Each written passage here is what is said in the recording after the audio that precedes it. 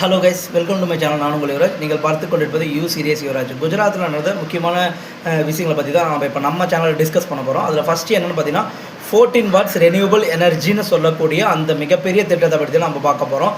அந்த ரெனியூவபிள் எனர்ஜிக்கான புதிய டிரான்ஸ்மிஷன் சிஸ்டத்துக்கான டெண்டரை இன்றைக்கி குஜராத் அரசாங்கம் வெளியிட்டிருக்காங்க. இது வந்து மிகப்பெரிய அளவில் மின்சாரம் சேமிப்பதற்கான ஒரு திட்டமாக பார்க்கப்படுது குஜராத்தில்.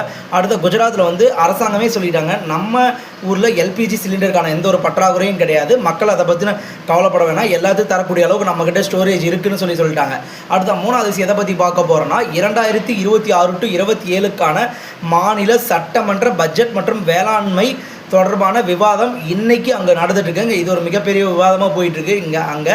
அடுத்து வந்து பார்த்திங்கன்னா ஸ்டேட் ஆஃப் ஃபார்மர்ஸ்லேருந்து குஜராத்துக்கு வரக்கூடிய கப்பல் வந்து இன்றைக்கி வந்து சேர்ந்துருக்கு. எங்கே வந்திருக்குன்னா முந்த்ரா மற்றும் கண்ட்லா அப்படின்ற துறைமுகத்தில் வந்து இன்றைக்கி சேர்ந்துருக்கிறதா வந்து இது வரைக்கும் நம்மளுக்கு தகவல் வந்திருக்கு. இதனால் வந்து எல்பிஜி பற்றாக்குறை வந்து நம்மளுக்கு கிடையாதுன்னு சொல்லி கன்ஃபார்மாக சொல்லிட்டாங்க.